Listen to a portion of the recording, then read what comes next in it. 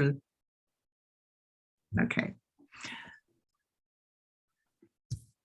All right, there we go. Got it. Okay. I'm going to start with honor the land first. We acknowledge that we are meeting on the ancestral lands of the Coast Salish people who have preserved these lands for this and all future generations. We honor their ancestors, their living legends, and the legacies of each of these tribes. We are grateful to them for their presence and their ongoing stewardship of this beautiful land. This morning, we've also invited members from the Skagit League. So I'm going to reintroduce myself. I'm Tori Peters, and I co-host with Jen Winkler for our monthly meetings. And welcome, Skagit League of Women Voters. We're glad to have you here. And thank you, Snohomish County League of Women Voters, for taking the time this morning to come. So tomorrow is Earth Day. And I intended on sharing a quote, but because April is also Poetry Month, my thoughts turned to poetry, and I love poetry. And I went to my bookshelf, that's all poems, poem books, and it was not an easy task. And I narrowed it down to 3 poems, but I'm only going to read one. But as of just a little while ago, it was like, which one do I use? Which one do I use? Do I like, because I like all of them, but I especially like these 2, but I'm only going to read one. Nature has a way of inspiring creativity in human beings. And I don't know how many of you have experienced this. I know I have more than once, when I've been so overwhelmed. Well, many people experience, you're overwhelmed by a sunrise or a sunset, and you take pictures and post them on Facebook, or of flowers. But I've also been inspired to write poetry. I've been inspired to include, my morning pages are filled with pages of the birds singing or the snow falling or whatever, but nature just always has this way of hitting this creative chord in people. There's music, nature's influence, music being written. And so I think we don't think about that often. And the poem I'm going to read to you is an invitation by Mary Oliver. And I love Mary Oliver's poetry. She very much was influenced by nature, and she also tends to put a lot of deeper thought into it than just describing it. Invitation. Oh, do you have time to linger? For just a little while out of your busy and very important day, for the goldfinches that have gathered in a field of thistles for a musical battle to see who can sing the highest note, or the lowest, or the most expressive of mirth, are the most tender. Their strong, blunt beaks drink in the air as they strive melodiously, not for your sake, and not for mine, and not for the sake of winning, but for sheer delight and gratitude. Believe us, they say, it is a serious thing just to be alive on this fresh morning in the broken world. I beg of you, do not walk by without pausing to attend to this rather ridiculous performance. It could mean something. It could mean everything. It could be what Rilke meant when he wrote, "You must change your life." Thank you, Mary Oliver. Okay. Several years ago, my condo wanted to put in some rain gardens. And so there was a promotional, the Snohomish County Conservation District did a promotional, I want to say thing, but I can't think of the word I want, but I'll say to promote people to put in rain gardens. And because we're a condo, everybody, there were a lot of individual homes putting them in, but not condos. And so we contacted the conservation board and they came out and they helped us. In the end, we didn't do it because the city of Edmonds put up they required too much of us that we could not afford to do. So that was my experience with the conservation district until this winter, when I think it was Kate sent out an email saying that there would be voting for the conservation district. And so I signed up for it. And then someone hand delivered a ballot to me, which really surprised me. It was like, well, why didn't I get it in the mail? And she went into these reasons and it was like, okay. But I realized I didn't know anything about the conservation district, and talking to other league members, they also did not know a lot about our conservation districts. So we decided it would be good for us to learn more about the Snohomish County Conservation District. And we've also invited the Skagit District to come and speak to us about who and what the Conservation District is.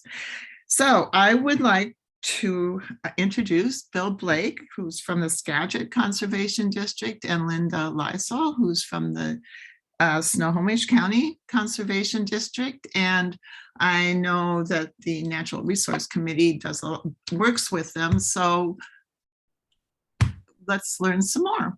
I'm going to turn it over to you. Perfect. Thank you so much. I'm really happy to be here today. And I am Linda Lyshall, and I'm the Executive Director for the Snohomish Conservation. And I just want to say thank you so much for the questions you've sent us. Bill and I are both really excited to share information about our district with you and what we do and how we operate. And we'd love to hear some feedback.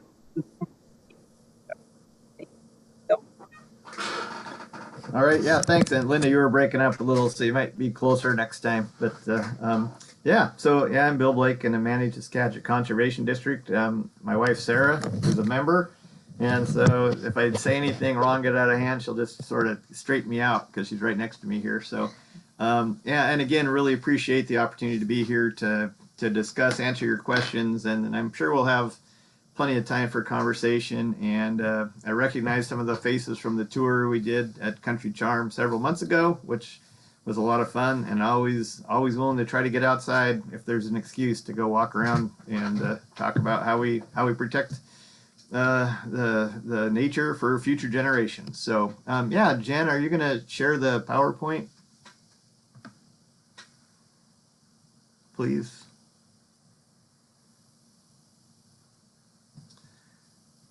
All right, so it's going to be the who, what, and why explanation of conservation districts in Skagit or Snohomish and Skagit County. Okay, you can go on. Yeah, we introduced ourselves, so we'll go to the next slide, please. Okay, so so we got a list of questions, so we're going to respond to those questions, and then when we get done with that question and a new one pops up, we'll stop there, and you guys, and we can all ask any questions about that first topic.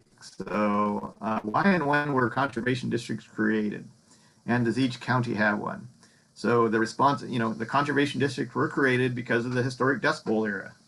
It became apparent agriculture and other land clearing practices were destructive. It was actually destroying the land. The removal of vegetation was exposing the soil, allowing it to blow away during intense periods of drought. And you've all seen those pictures of the Dust Bowl, and just it was destroying the ability to grow food in the future. And so, I mean, The Grapes of Wrath was a great movie about that. And then also out here, a lot of it happens with the intense rainstorms and flooding is if it's bare soils out in the fields, the intense rain just washes that off. And then the sediment, the good topsoil is lost, and it also plugs the streams, and it's not very compatible with salmon and spawning and things like that. Linda, do you have anything to add on this slide? Well, I'll just say that, of course, this is how we were started. Soil and water conservation are just so important to our ecology, and also our food security. So that was a big part of how these were initiated. Now, of course, our scope of work has greatly expanded to really include all natural resource conservation, everything from soil health to climate change, forest health, urban stormwater, everything that relates to our natural resources. So our scope of work is quite large. And we try to do our best in many different. All right, thanks. Next slide, please. Okay, every county does have the opportunity to form a conservation district if they choose, and cities within a county can choose to annex into the district boundary. For instance, I worked at Arlington 17 years. We were not in the Snohomish Conservation District, so I worked with our city council and the district, and we annexed into the conservation district so we could utilize some of those services that they provided. And we used some of the district engineer to help with our stormwater wetland and things like that. So there are a lot of benefits that come to the community that annexes in. And so, but that's part of the governance structure and how it works. The district is an independent district, so we aren't a county. We're not a subsidiary of the county. We're our own district, like a fire district or hospital district. And so we have close relationships with the county, but we are independent, as we talk about with our board of 5 supervisors. In Eastern Washington, down around the Pullman area and things like that, there are multiple districts that have formed just because there's so much work and so many farms that there's 2 or 3 districts in one single spot that that actually help support in those larger rural counties. There's also at least one tribe that's formed their own tribal conservation district out around Colville tribe, and because it's a big, large area with a lot of people. And I believe there might be a second one that's formed, but I'm not exactly positive on that. So, but that's part of it. I saw a question pop up in the chat, but go ahead, Linda, if you want to add on to this at all. Sure. Yeah. So there is a slight difference. At most, every county has a district. Some have more than one district. We have a little bit of a different situation with Island County and Snohomish County. So Whidbey Island has its own conservation district, and Camano Island is served by the Snohomish Conservation District. So we're actually not called the Snohomish County Conservation District. We are the Snohomish Conservation District, and we serve all of Snohomish County and Camano Island. And that's mainly because of geographic reasons. It's just so much easier for us to get there than it is for the staff over at Whidbey Island to get there. So that was modified back in 1961. So we serve both of those areas. And then, yeah, Bill, do you want to talk about the voting question, or do we have that later in the presentation? Oh, I was just going to say, I think we'll touch on that later on in the presentation. How that it's on the RCW 8908, it lays out how you vote at the 45 conservation districts or in the state independently within our district for those 5 supervisors. So we'll touch on that though as we go through the presentation. But yeah, keep the questions coming. Next slide, please. Okay, so this is the next one on decision-making powers. And so I guess as far as did we answer enough questions? Are everybody satisfied on why we're here and the area that we're independent from the county? Does that sort of setting for everybody? There is another question. It says, do districts overlap with private timber areas, and does local government have to request being incorporated into a conservation district? So that kind of fits with that last slide. Yes, yes. So the forestry areas each area when we yes, yes. So the private forest areas would be in it because it's within the county. The unincorporated areas, cities do have the ability to annex in or stay out, and so yes, it does work with overlap with private timber areas. And we do both have foresters on staff at Snohomish and Skagit conservation districts that work with forestry and firewise. And does local government have to request be incorporated into a district? Cities do. Well, cities, yes, we would. They could request, and we would request them to participate with us. It's a two-way street. Mm. And so I think that's the answer to that. Linda, if you want to add on to that. Sure.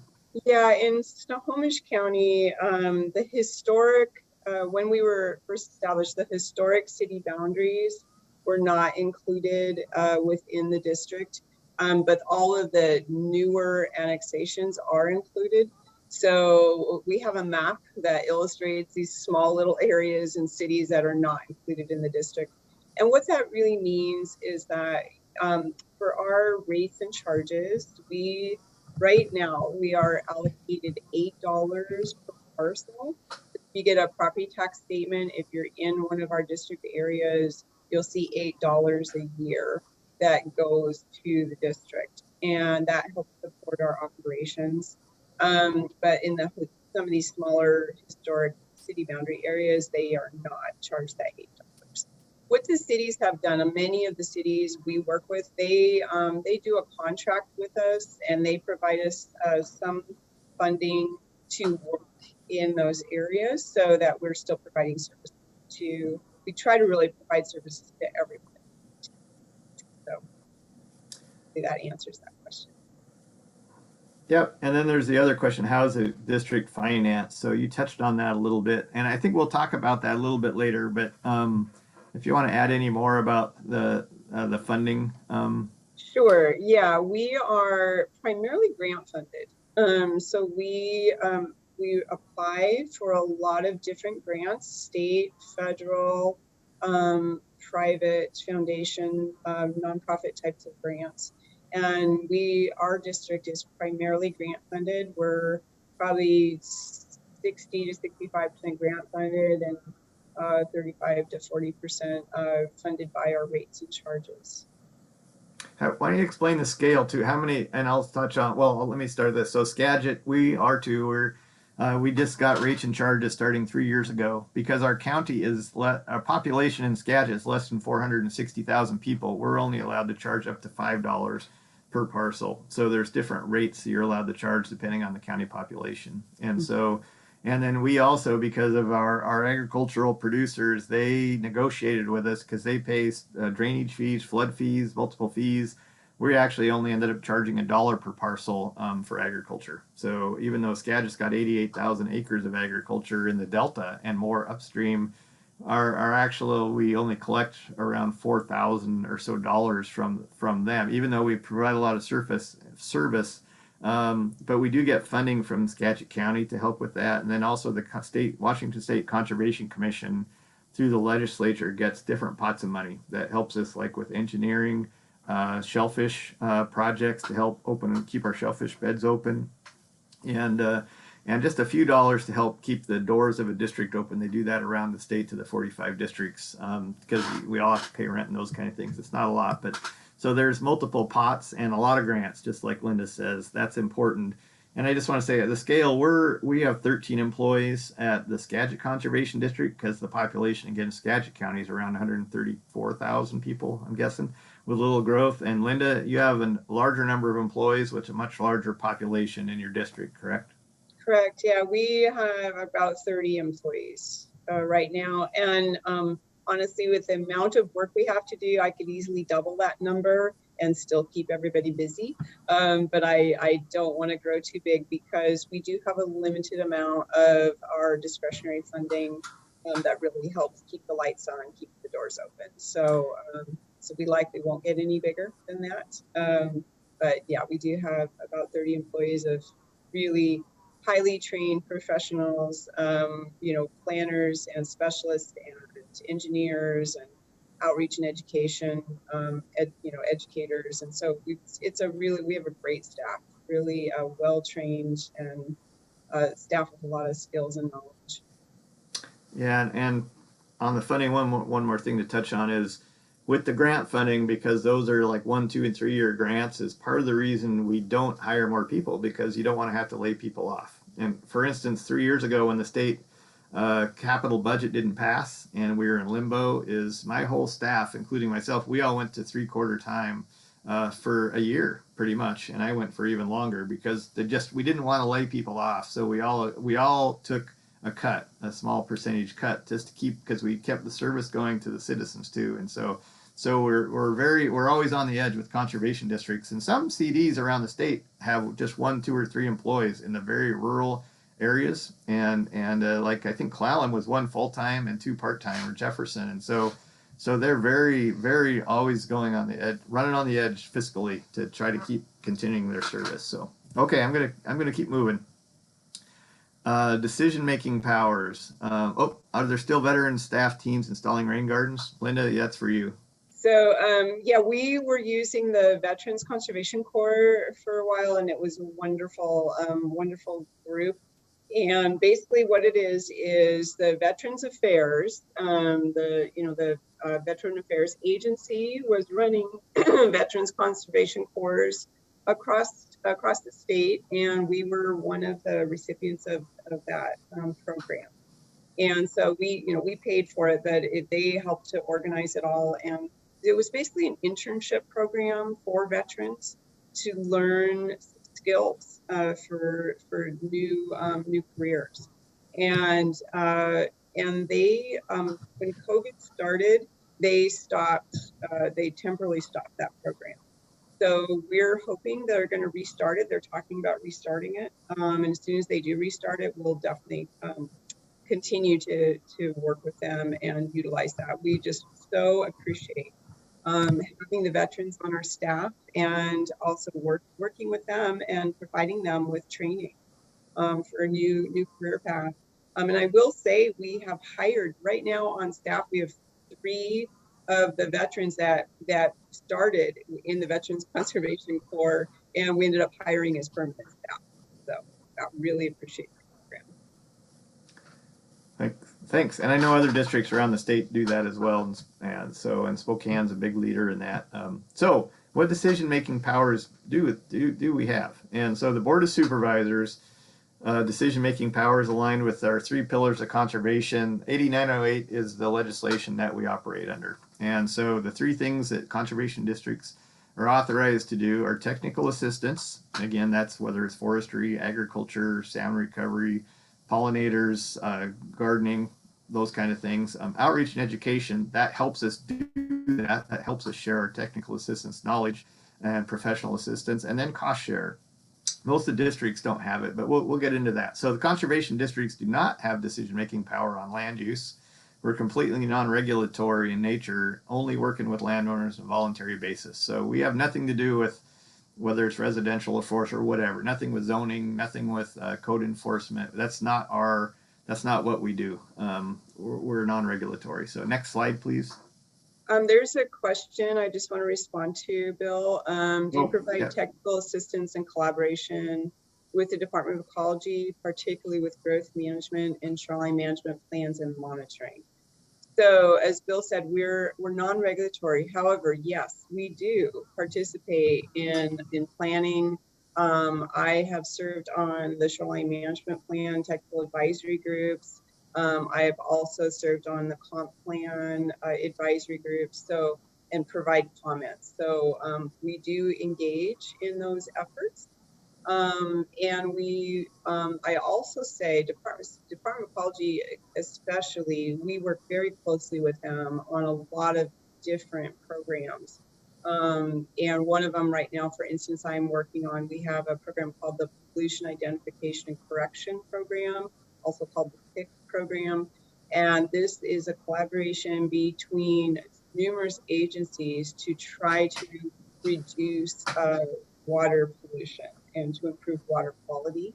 So that program specifically is, we work with the county, with the tribes, with Department of Ecology, Department of Agriculture, Department of Health. So there's a lot of collaboration there, work on projects that really help to address these issues. But again, we do it through a non-regulatory lens, but we do work with our regulatory partners, and we try to come up with solutions that work. Yep. Yes, we're same in Skagit. We have our PIC team in Clean Samish. Same as Linda said, we coordinate with all those other agencies closely, and are they defer, usually landowners that need to do something, they defer them to us, and the landowner has the option to voluntarily contact us then for that technical assistance to address the resource concern on their property. And so we have a grant right now in Skagit with Department of Ecology to develop community-based social marketing process over the next 6 months to increase the number of riparian plantings getting done. So to try to understand what are the barriers, what other incentives might be there for people to participate, so we can deal with the stream temperatures and bacteria, the closed shellfish beds and things. So again, we work hand in hand with them, but as the technical, again, non-regulatory, because landowners they'll work more frequently with a non-regulatory body than somebody who's a regulator. And so that's why we want to make it clear that we don't have the hammer. We have the solutions, and many times with cost share can get them the funding. So monitoring too, just to touch on real quick, there is a voluntary stewardship program in Skagit County that is an alternative to critical areas in agricultural. So again, we don't monitor that, but if something does show up, they call us and we can work with the landowner to help address it. So okay, so again, decision-making power on technical assistance, the responsibility of our board to ensure staff are working with the district are educated and qualified to be providing the technical assistance. Again, so we want professional workforce. In general, our categories delivered are both urban and rural, and landscapes are agricultural, forestry, salmon, habitat, stormwater management, pollinators, and sustainable natural resource practices. So, we always have the future generations in mind. How are we managing it today, and how will it be there for future generations?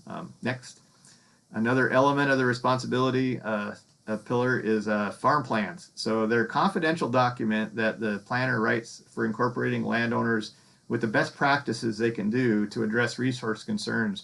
When I say that, do you have a stream on your property? Do you have a wetland on your property? Do you have an erodible slope? So we go out, we do an technical assessment of that property.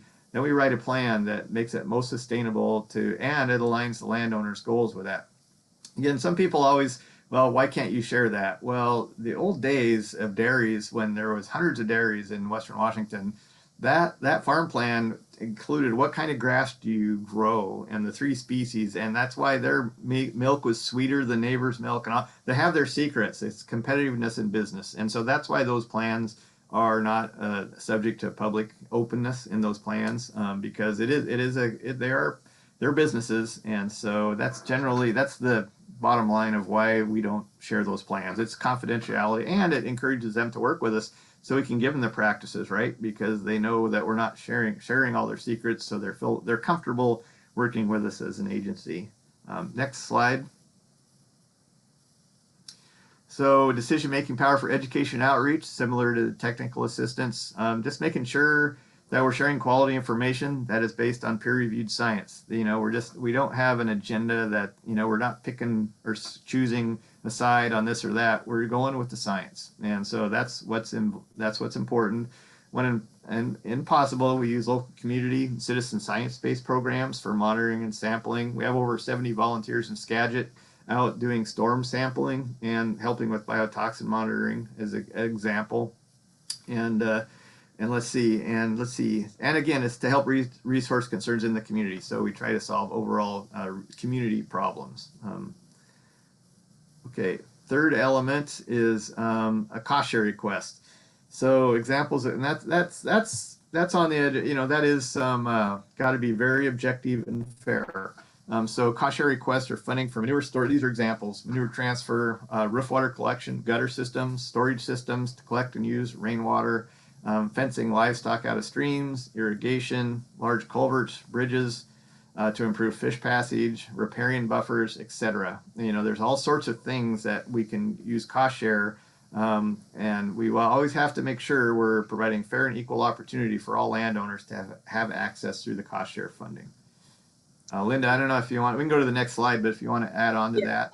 I'll just add, we have a really rigorous process of evaluating which projects we propose for cost share.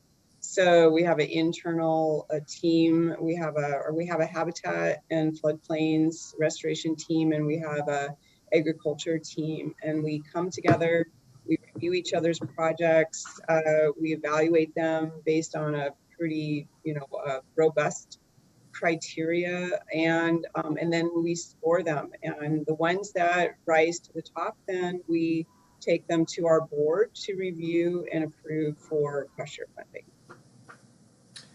Yep.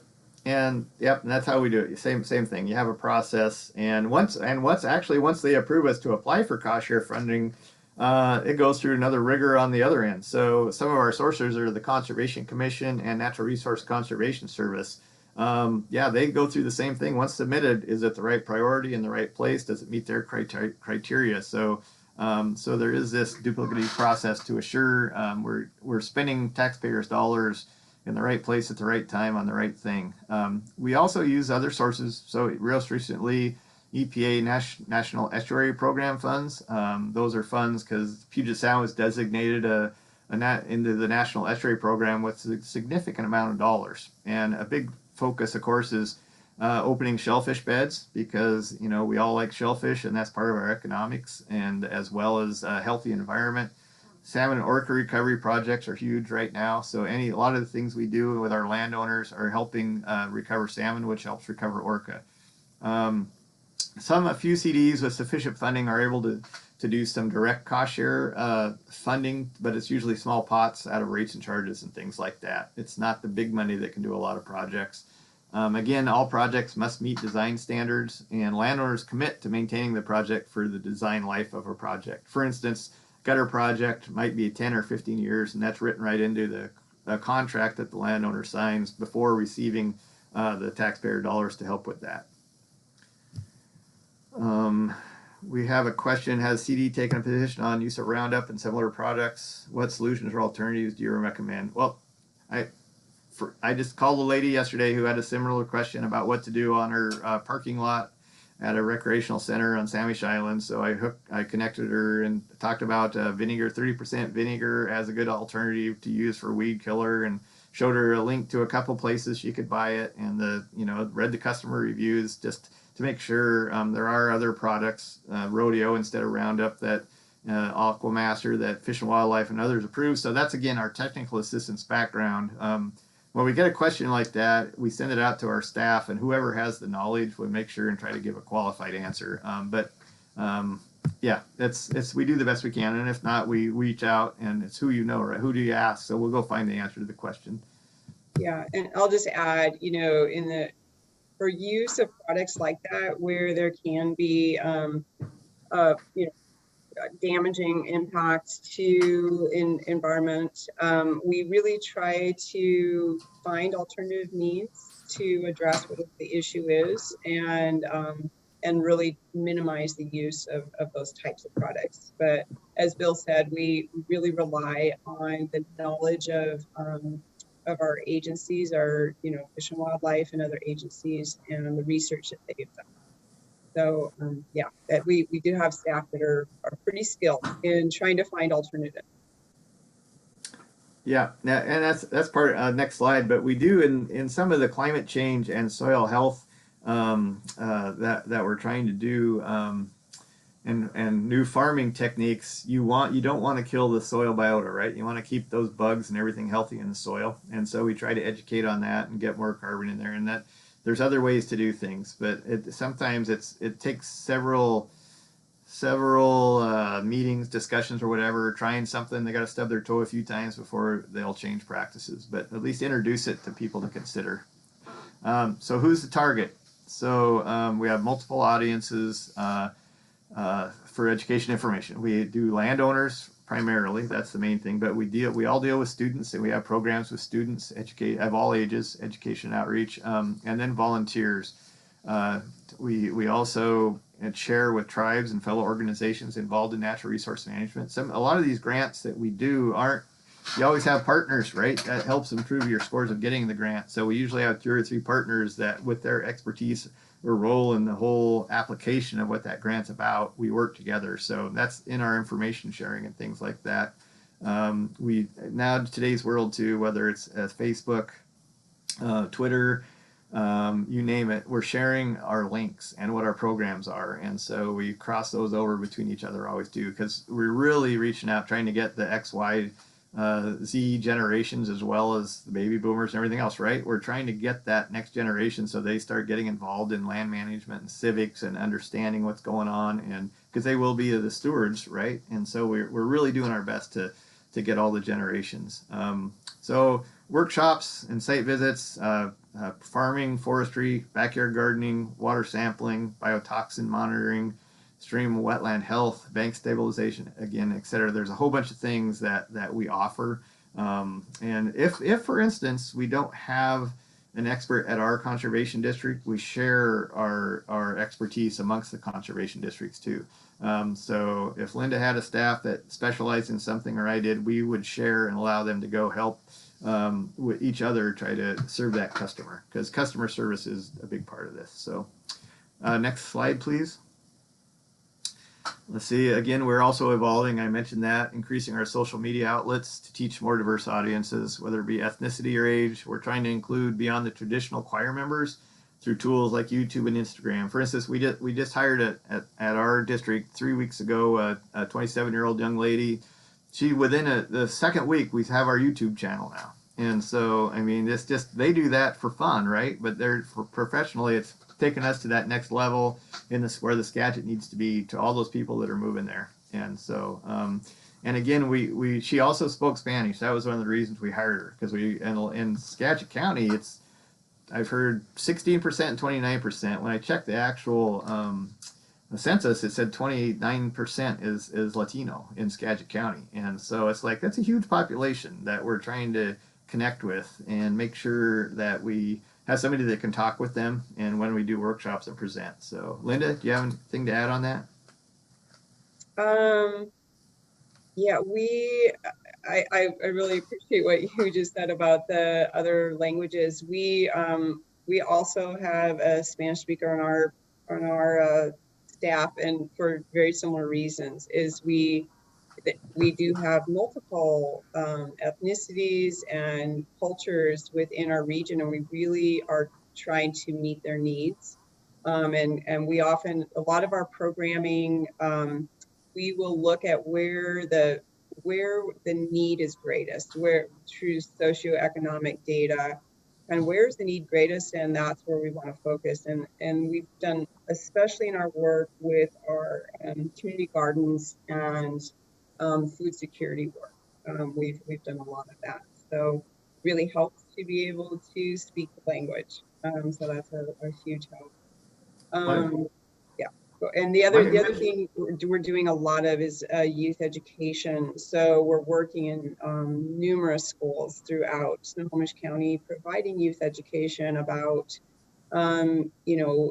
environmental issues and how we work to address them and to conserve our environment. And we also about agriculture and sustainable agriculture. We're doing a lot of education in that realm as well. Yeah, we're trying to show they both together are the best partners in the face of development, and all the people coming, that they really need to partner up and work together. Why don't you give 30 seconds towards Better Ground too, and how that works as far as Puget Sound wide? Sure. So we have a website called Better Ground. I encourage you to go on it and have a look. This is a website we share with our Puget Sound Conservation Districts. We have 12 Puget Sound Conservation Districts, and we all work together. We meet regularly and really help to support each other's work. And this website helps to capture a lot of that shared work that we do and really highlights the various programs that we provide, and has a lot of great videos on there and technical assistance, as well as so a lot of great information for landowners and residents to utilize, but also it has a place where you can request more information, and we funnel those requests to whichever conservation district is in your area so that they can reach out to provide that direct assistance. Fine job. Next slide, please. Okay. Yeah, I think that's good. Again, the message is we're trying to get beyond the beyond the regular choir, because it was a little bit of a smaller audience. So who supports us? So the questions were, who supports us? Who opposes us? So we're different depending on the landscape. Again, there's a wide variety. Some are highly urbanized, like King CD, super highly urbanized. Some are rural residential, which Snohomish has both, and Skagit has some of that. And some are very rural, that are out in the hinterlands, don't really like to work with agencies. So as a result then, so depending on where you're at in the landscape, rural, urban, and in the hills or the flatlands, our technical assistance is different. So, so our support generally comes from agriculture, forestry, water quality, and gardening communities. That's a big thing. And we do have support to tribes most of the time in a lot of things, but sometimes they don't agree. Like recently on the buffers, you know, they wanted to cite potential tree height, and okay, that's great, but if it's going to close a farm down, we're trying to, can we work with the tribe and Fish and Wildlife? Can we go out on site and come up with a design of a buffer that works for everybody's needs and keeps the farm operating instead of having to sell and then subdivide and develop? Because that's one of the, and you know, I've lived here my whole life, and that's the risk. If you don't figure out a way to let them function, then that's their alternative if they can't afford to keep doing it. So, so that's, we get along great with the tribes and work well with them. But again, it's okay to not agree all the time, right? At least we all say what we think, and how do we do that? And we're trying to, what's the goal, and how do we get there to solve, to again, take care of the resource. So, Linda, I don't know if you have anything more on that one. No, I think you answered that one well. Okay, next. We're not really aware of anybody opposing us, what we do, as it's all voluntary and serves various interests. We do have the ability to request the county approve what is called rates and charges, which we mentioned before. In Skagit's case, we're up to $5 an acre, even though we don't do it on ag. Generates about $260,000 a year. And again, in Snohomish County, currently about $8 per parcel. Might go next.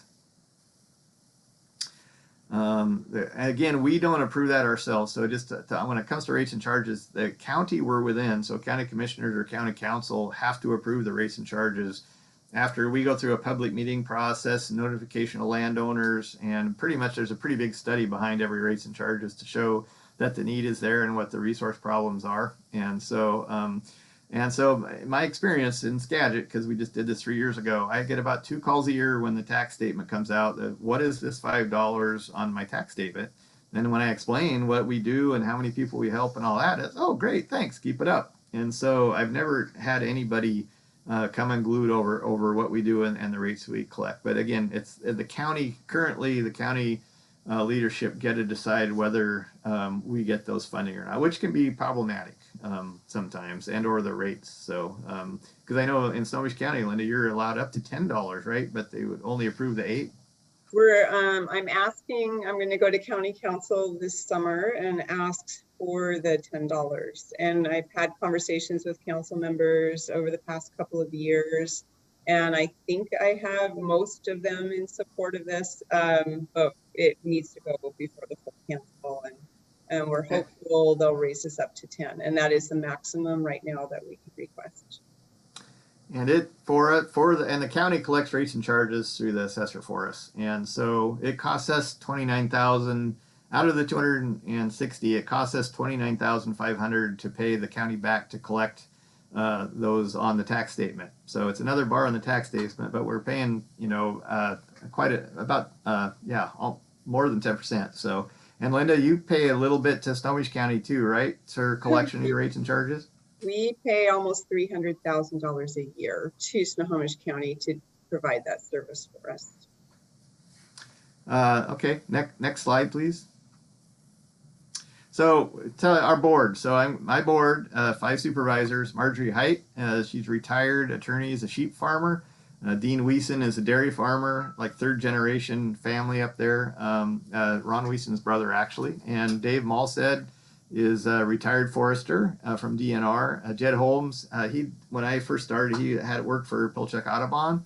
And so he has a background in that. And he does, I think, outreach and education for Whatcom County now. And then just brand new, a new guy coming on in May is Taylor Rhyme. He's a young farmer who raises beef, but he's also planting a buffer and doing a bunch of work with our staff right now. So that's diversity in our board right now. That makes up our board that I report to, is that board of 5 supervisors. Linda? So our board, Mark Craven has been on our board for over 20 years. You might know Craven Farms. He is a pumpkin farmer, although he's thinking of retirement, so he won't be doing that much longer. But he's been Craven Farms has been around for a very long time, and there's some new people there that'll be working to keep it. But he's still on our board and a wonderful board member. Stephen Van Valkenburg, he's a former high school agricultural teacher and just brings a lot of great knowledge and wisdom to the board. He's also been on our board for a number of years, over a decade. Libby Reed is a farmer and also has a lot of habitat restoration interest and has been involved with a lot of habitat restoration projects, especially along salmon bearing streams.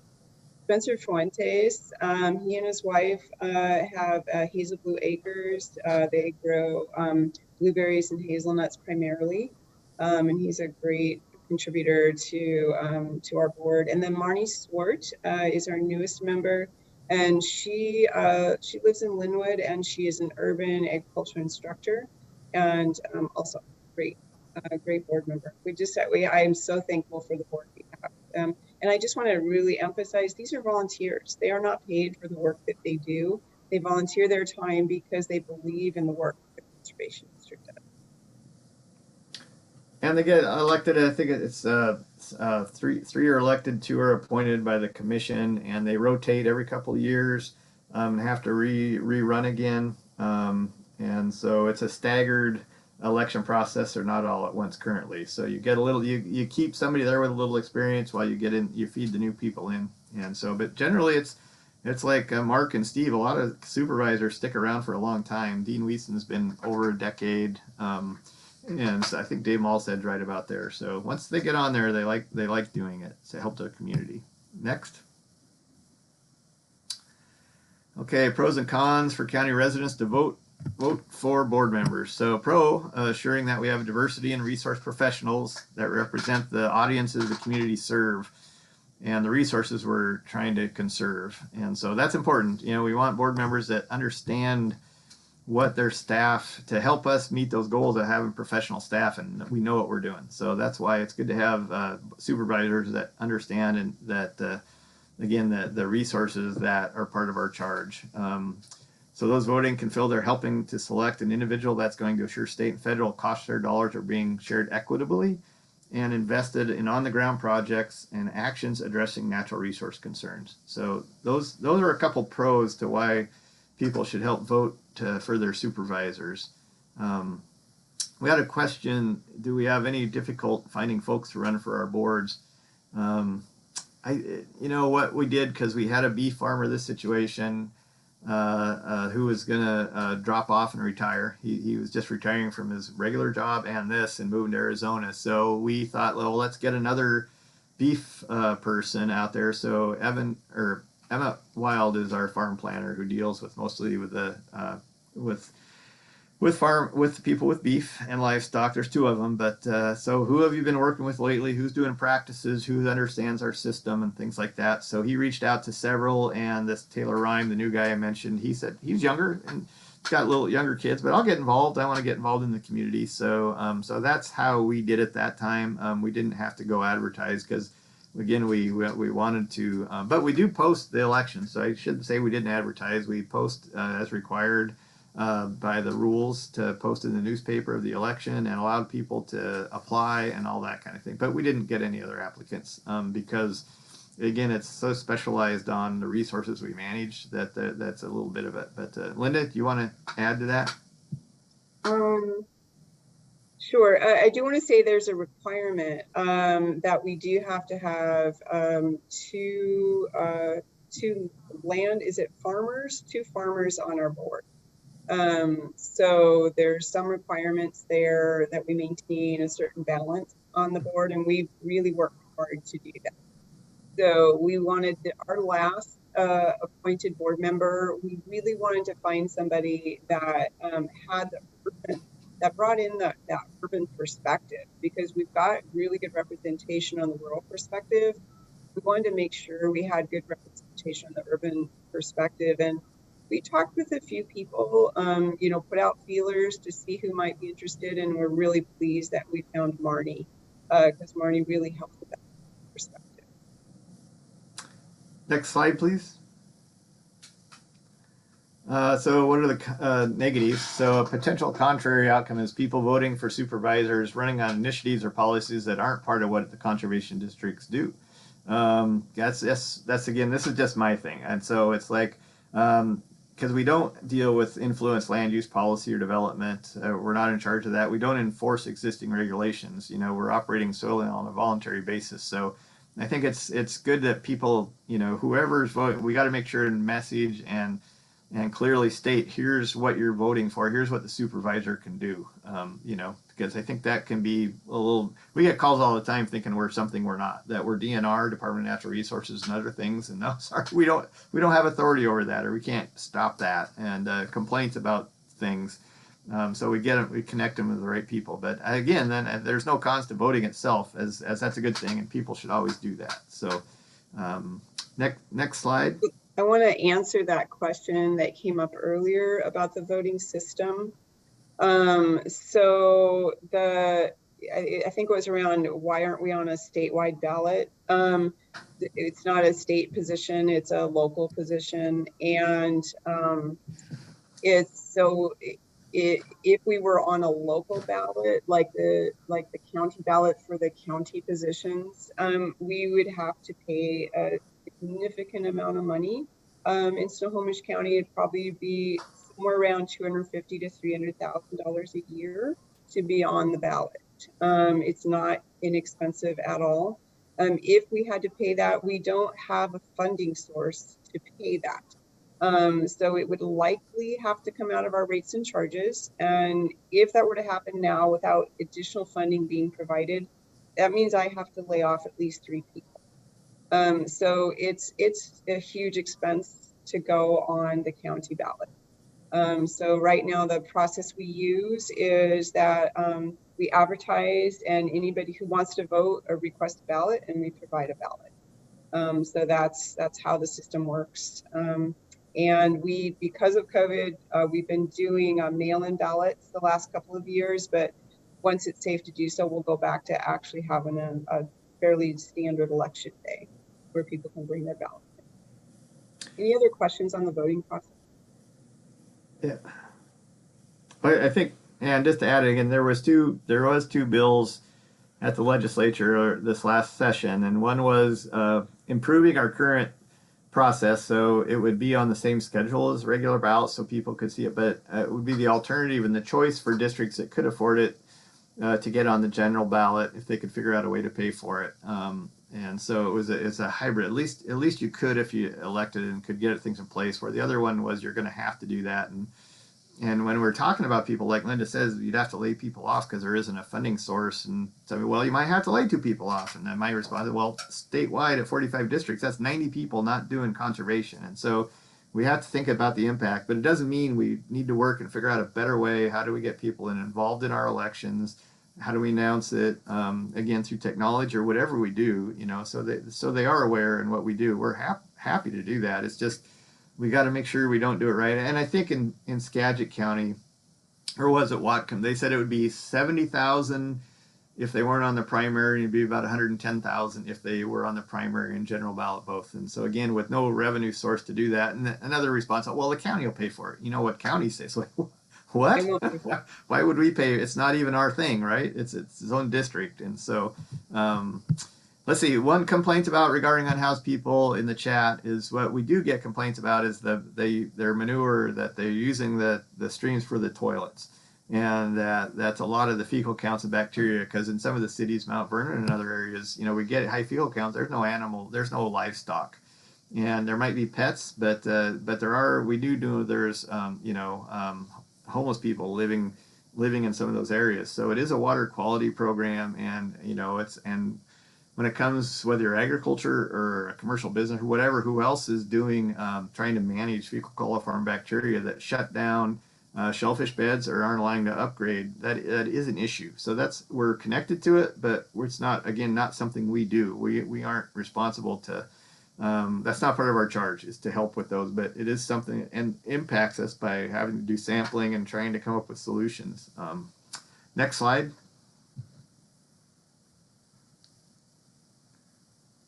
Look at that. 4 minutes to go. Any other questions? I'm glad we did questions along the way. So do people have other questions?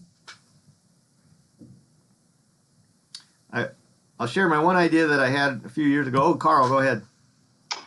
I just looked at my property. Oops. Yes. Had to make sure I was not muted. I just looked at my property tax, real estate tax statement, and I don't see the conservation district for Snohomish County listed. Can Linda explain that? Where are you located, Paul? Edmonds? In Edmonds. If you're in the historic Edmonds city boundaries, you don't pay property, you don't pay for the district. Oh, but you allowed me to vote. Yeah. Yeah. I'll have to look at your specific. So maybe we could follow up on that. So, Tori? yeah, so is going back to that the person came to my condo to give me the ballot. I'm guessing that Edmonds is not part of the district. And so that's why because she said something about we weren't in their mailing district or something like that. And so what happened with the ballots is there was a couple that were sent out incorrectly or to a wrong address or something. And so I do know that we had one of our staff go down to Edmonds because I think there was at least 2 or 3 down there that hadn't been delivered correctly, and we wanted to make sure they received them in time to vote. So okay. That's why she went down there. Right, and I like Carl, I was wondering about that. It's like, yeah. This is interesting. I will say City of Edmonds is a wonderful partner, and we work with them every year to do all kinds of projects, and so they help to fund us to do a lot of work in Edmonds. Okay. And I'd love to follow up with you, Tori, about your rain garden question, because we are always getting new funding sources to do rain gardens. So maybe there's a way still to make that work. Okay. Would you like to say something about the tree planting project? I would love to. Thank you for bringing that up. Yeah, we're doing a wonderful project in the city of Everett, in the Delta neighborhood with the League of Women Voters. And I just have to give a shout out to Kate Lunsford for helping to spearhead that. I was reading an article online that was written by the League of Women Voters about urban trees, and I'm like, yes, we have to partner with them because we want to do the same thing. And so we have this great partnership that we're establishing and working together. We appreciate the work that has been done for this. I think it's such a great program. Happy to be working on it. Thank you. One last thing on the voting. So in Skagit too, we have a list and check, make sure they're registered voters, but we do have exemptions to having to pay the fee, the rates and charges. Senior exemptions, the tribal exemption. There's a list of standard exemptions for some of these kind of things. And so, but I don't think as of now, we're still looking, just check to see if you're a registered voter or not. So when people elect, I don't think we necessarily held it as a condition. I'd have to look that we held it a condition that you had to pay the rates and charges to vote. I'd have to look at that. But anyhow, appreciate all the time. And, we both have web pages. So if you think of other questions or whatever, you can always reach out and we'll be happy to help you. Thank you so much, Bill and Linda, for joining us and presenting this. I know that our members appreciate it. And since we did record this, we're able to put it on our member site so that people can watch it later. It's very informational, and I never knew about conservation districts, so just being educated on something new is exciting too. So I do have a couple of announcements for our league members real quick before we go, and this applies to Skagit also, so if you're part of Skagit, so we are looking for volunteers for the council. So the state council, Skagit and Snohomish are co-hosting, and it's going to be in Everett in June, and we are looking for some volunteers to host the hospitality table. So if you want to sign up to volunteer for just a couple hours and don't want to commit to coming to the whole council for the 3 days, we'd love to have you, and you can be a greeter and just kind of help facilitate. And Phyllis Bush, our member in Snohomish here, is kind of helping to coordinate that. So that's available on our website, lwvsnoho.org. On our volunteer section, you can sign up. Another thing to mention, this applies just to Snohomish County. Our annual meeting is May 14th. It's going to be in Everett, and you do need to pre-register. It's our first in-person meeting. We're excited about that. So we hope you will join us. There's going to be a lunch. And that's where we do our business of voting on bylaws changes and new board members and other business tasks. A couple of other volunteer opportunities to announce. Rita Ireland and Mary Ross are working to expand our Observer Corps, and there are some meetings that are happening around the county that just could use some eyes and ears. And so really the role of that person is to attend those meetings regularly and report back to the league. It doesn't require any speaking or delivering content. You're really just reporting back on what's happening around the area. So if you're interested in being somebody, there's a great list of meetings that are happening that don't have observers. So you can get that on our website too. And then we're also looking for somebody to manage our league merchandise. So if you want to help us with t-shirt ordering or tote bags, we're looking for someone to manage kind of the inventory of that and maybe come up with a new way to get those out to people. So if you're somebody who's into organizing and doing that sort of task, we would love to have you help us with that. Those were the announcements I had. Jean, our president, do you have anything to add or before we go? Not to put you on the spot. I know we didn't plan on that. Oh, that's quite all right. And you definitely covered everything that we had discussed before, so I really appreciate it. I do want to add that handling league merchandise is a really, really easy job. You know, you'll get contacted, I don't know, maybe 6 times a year from various members asking about buying a t-shirt or a tote bag. And those of us who have them know that they're really attractive and great to have. So just a further plug on that. So that's it. All right. Well, and I would like to thank Bill and Linda for taking the morning off and sharing about what the Conservation District is and does, because I too learned a lot that I didn't know before. So thank you for your time. You're welcome. Thank you for having us. Really enjoyed talking with you. Feel free to follow up with questions if you have any. Okay, thank you. Okay. Great. And Wendy, we will, I'll have this on our hidden YouTube channel, so I can send you the link so you can share it with your members as well if anyone missed the meeting and they wanted to watch it. So I'll email you. Great. Well, thank you everyone for coming, and we hope to see you in person in May. Thanks. All right, thanks again.